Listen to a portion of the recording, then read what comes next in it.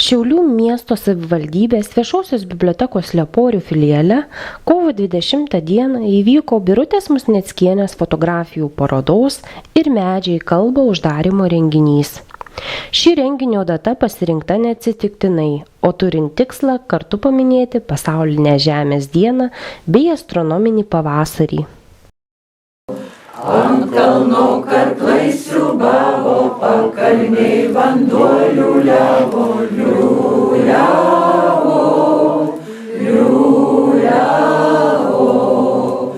Tenai vaikščiojo mergelė, tenai vaikščiojo mergelė. Ten vaikščiojo mergužėlė, balta graži lelijėlė, lelija, lelija. Ten vaikščiojo mergužėlė, balta graži lelijėlė, lelija, lelija. Šiaulietė pedagogė Birutė Musneckienė daugumoje savo parodų atskleidžia Lietuvos medžių grožį. Menininkės išleisti ir fotoalbumai Metų laikai, Sakmė medžiui. Kaip prisipažįsta pati menininkė, fotografijos studijas pamėgusi tik dėl savo vyro, taip pat žymaus Lietuvoje fotografo Algirdo Musnecko.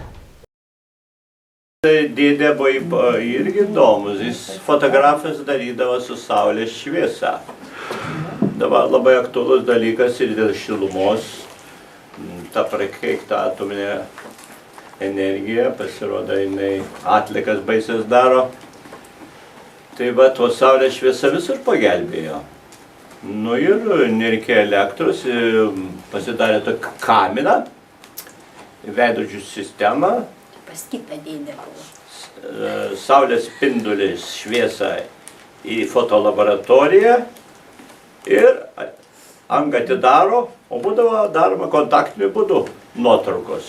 Nereikėjo nedidintuvą, nes kameras buvo dumplinės, formatas nemažas. Ir aš pats atsimenu, važiavau į kaimą mokyti savo giminaitę, tai irgi, didintuvo neturi, tai tokiu būdu irgi kontaktiniu būdu darydavau.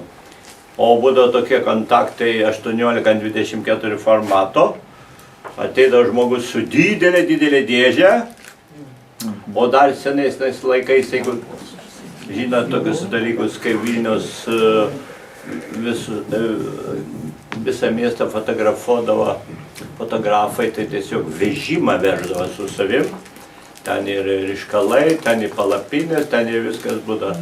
Fotografija buvo labai sunki, bet vat ir buvo pas žmonės per visą gyvenimą vieną, porą, trejetą nuotraukų, ypatingom progom, tik tai, sakysime, vestuvės, taip ir dabar išliko mano mamos vestuvinė nuotrauka prie Tytuvėnų bažnyčios, tos tokios baltos, kaip ir net tvorą, kaip ir aplink, visą tai yra išlikusi. O kai būdavo laidotuvės, tai nori, nenori, turėdavo suvažiuoti visi, pirmiausiai pasimatyti, kurių nematė, arba rūpėdavo labai palikimas. Fotografijų veikėjai ne žmonės, ne gyvūnai, o medžiai. Medžiai turi simbolinę reikšmę visose pasaulio kultūrose. Įsišaknyję žemėje medžiai siurbia iš jos vandenį, o šakomis siekia dangų ir amžinybę, tapdami pasaulio ašimi. Medžiai reiškia nemirtingumą, gyvybę, o miškai ir giraitės magiškos vietos, kur vyksta paslaptingi ar svarbūs įvykiai. Medžiai parodos autorės Birutės Musneckienės fotografijose taip pat turi savo prasmę, istoriją ir yra gyvi. Jie verkia, juokiasi, liūdi, laukia, kalba. Birutė Musneckienė pastebi detalės. Didžiulis aukštis žiūrint iš apačios, ar tankios medžio šakos, 3 kamienai ir taip toliau. Akivaizdžiai naudodamas iš šviesų ir šešėlių žaismų, fotomenininkė žiūrovams atskleidžia tai, kas svarbiausia. Medžiai kalba visais metų ir paros laikais. Tokius įspūdingus vaizdus menininkai kartais tenka išryškinti ir su kompiuterinėmis nuotraukų apdorojimo programomis.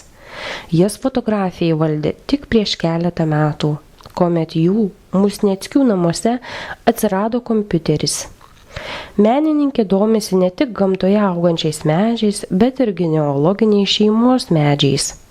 Jau yra sudariusi savo šeimos genealogijos knygą, o artimiausiu metu jau garbaus amžiaus sulaukusi senjorė žada rinkti ir kitų šeimų genealoginius medžius. Toliau eina va Teklė Nainytė. Vieną Teklę mes turėjom Amerikoje, Baranauskienė, bet aš žiūriu, kad ta Teklė per amžiumi netą. Pasirodo, tas vaikelis Teklė mirė ir kada mergaitė gimė 95 metais, pakrikštė vėl Teklė.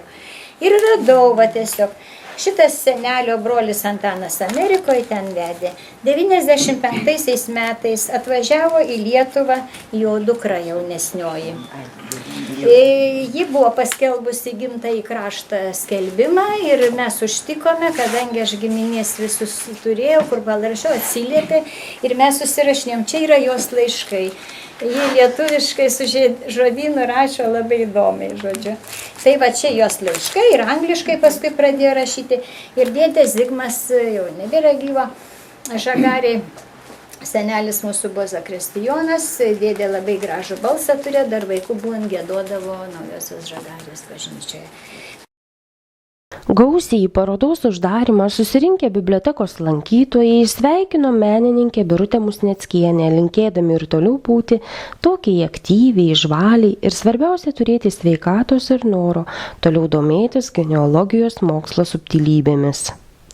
Na, o tuos bibliotekos lankytojus, kurie dar neapžiūrėjo šios parodos, bet nori tai padaryti, kviečiame paskubėti, mat paroda veiks tik iki kovo 30 dienos.